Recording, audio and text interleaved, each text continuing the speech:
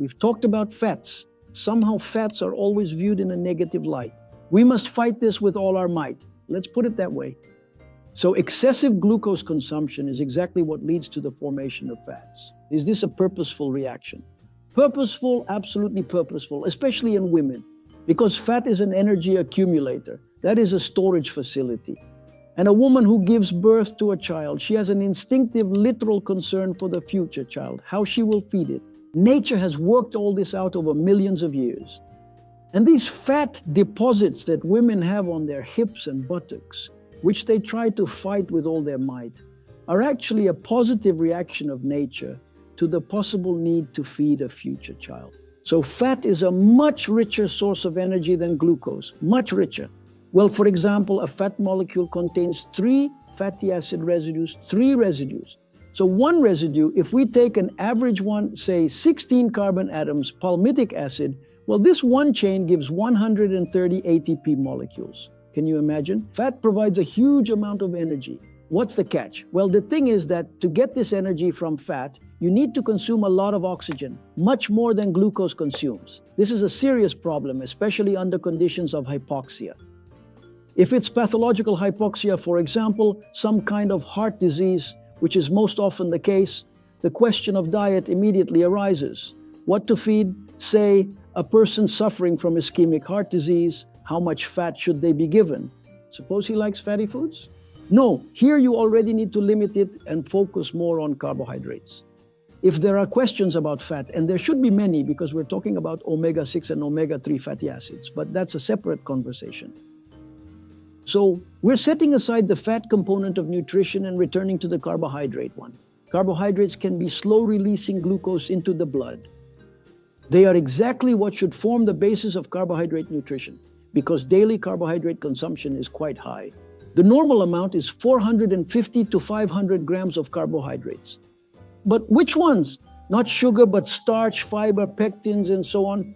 And it's necessary for these carbohydrates to break down slowly, so that blood glucose doesn't spike instantly to high levels, which negatively affects the pancreas, insulin resistance, and future diabetes. That's what it's all about. But we consume a lot of sugar.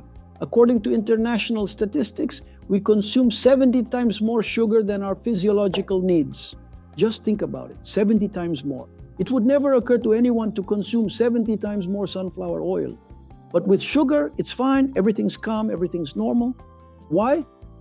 Well, it's a result of technical progress. And now sugar production is well established. Our raw material is sugar beet. And in southern countries, it's sugar cane, it doesn't matter. But sugar production is so extensive that literally all countries are flooded with sugar. And since it has pleasant properties, and those pleasant properties are rooted in nature's desire to get the necessary energy, that's why it made it pleasant. What perceives the taste of sugar? The papillae on the tongue, but the papillae on the tongue have special receptors that perceive the taste of sweetness. There are receptors that perceive other tastes, the taste of bitterness and so on. But no one develops a love for bitterness, especially children, only for sweetness. Precisely because sweetness for a child is, as I've already said, a source of energy. But if everything were limited by norms, there wouldn't be this problem. But to our great regret, we in civilized countries consume a huge amount of sugar. It's not necessarily in an obvious form, scooping it with spoons, but adding it to tea, coffee, and so on. And a mass of confectionery products to which sugar is added. And it's very profitable for the manufacturer, and sugar is a cheap material to add sugar to all products, even to the point that sugar is added to bread. There are types of bread that are sweetish, they add sugar. And we've become so accustomed to sugar being a useful thing that this opinion has become common.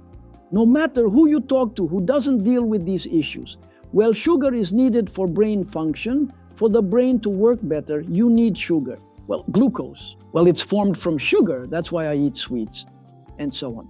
I should say right away that sugar in the body, meaning glucose, is perfectly synthesized from non-glucose products. This process is called gluconeogenesis. It has a term, and this glucose can be synthesized from amino acids. This is an inefficient process because amino acids are more expensive than sugar. It can be synthesized from fat transformation products and so on. So the brain won't be deprived of sweets, I assure you, even if you don't consume any extra sugar. Well, considering that the love for sugar is, in general, somehow programmed genetically, I've already said why. I repeat once more, because it's not just about the taste, but because sugar is, by genetics, a source of energy, first and foremost. Moreover, an energy source, a primary energy source, essentially. Absolutely all organs consume glucose, but not all consume fatty acids. For example, red blood cells don't consume fatty acids at all for their existence. Not all brain cells consume fatty acids as an energy source, although fatty acids provide a lot of energy, but absolutely all consume glucose. This explains biochemically why there is such a love.